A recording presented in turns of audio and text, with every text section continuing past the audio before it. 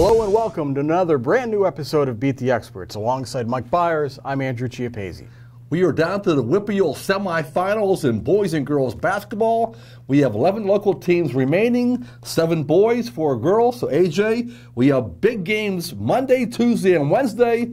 Let's look at a few of those big games. Yeah, definitely a very busy schedule over the next 3 days with 11 teams involved. Some of these games are just great matchups, and one of the ones that I'm looking forward to on Monday night is Beaver against Cardinal Wuerl North Catholic, because there might be a chance for a potential upset there. I will never, ever count out the Beaver Bobcats because I think Greg Houston does a great job with that program. He has a lot of talent, especially this year. They're all young, talented players, especially Bella Posset and Sydney Barney, both juniors.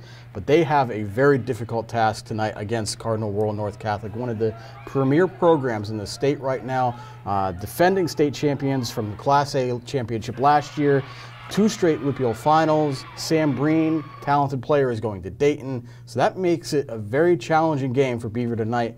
But Bobcats have done fairly well against some bigger teams and some talented teams this year. They might be able to pull it off, but definitely going to be a challenge tonight. What do you make of this game? Well, I'm going to that game, and I'm looking forward to it. And I will say this, okay? In recent weeks, Beaver has beaten Blackhawk, the number 2 seed. In the quarterfinals, Beaver beat number 4 seed Keystone Oaks, so 2 relatively upsets in recent weeks, okay? However, Cardinal Wuerl North Catholic has 4 starters back from last year's state championship team.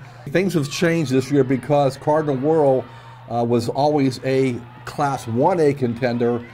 They're now playing 4A basketball, but they have 4 starters back from that team, including Sam Breen, scored 31 points in the quarterfinal win against Central Valley.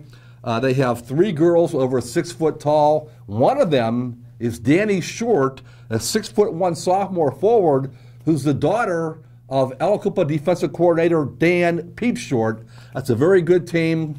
Again, Beaver's playing very good basketball. Could they be a Cinderella? We'll find out Monday night. It's definitely going to be interesting to watch tonight. I'm a little jealous that you're going to that game.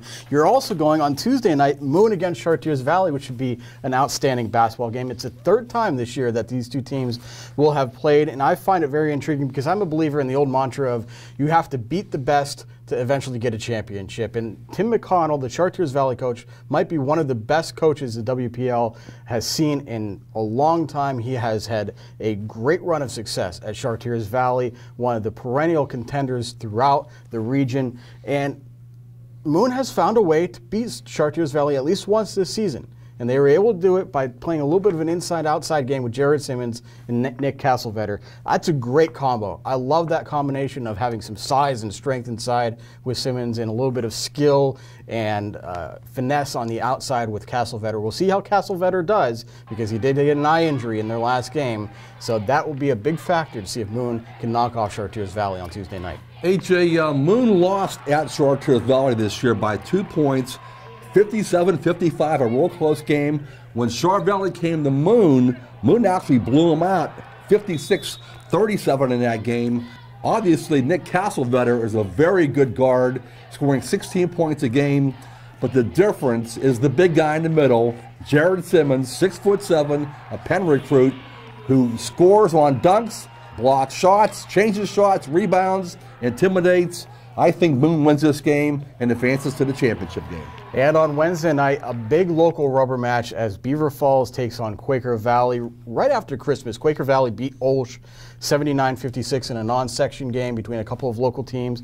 That kicked off an 11-game winning streak for the Quakers. The team that ended that winning streak was Beaver Falls, and I wonder if the Tigers may have figured out a little something against Quaker Valley, because Quaker Valley's offense has been great all year long with Coltrane Washington, Danny Conlon, and Amos Leptak especially. But the Tigers' defense was very good in that game, kept Quaker Valley well below its season average, and the defense the last few games for Beaver Falls has been very good against some very strong teams, even in a loss to Newcastle, and Josh Creech has been seemingly a man on a mission of late. So I just wonder if this might be Beaver Falls' way of trying to beat Quaker Valley, trying to do what they did the last time these 2 teams met. Yeah, well, as you said, those teams split this year in section play. Beaver Falls, at one point on January 24th, was 6-7 overall. They were on a 3-game losing streak. And that's when Coach WPIAL announced he was retiring effective the end of the season. Also, Malik Shepard has left the team during that streak. They're playing better basketball without him. And AJ, as you said, Josh Creech is on a mission right now, playing the best basketball of the season. His game Saturday when they beat Indiana, 27 points, 15 rebounds, 8 block shots, a monster game. That should be a great basketball game. QV and BF at Moon Wednesday night. Well, that does it for this week's episode of Beat the Experts. You can keep track of all of these games on our website at timesonline.com.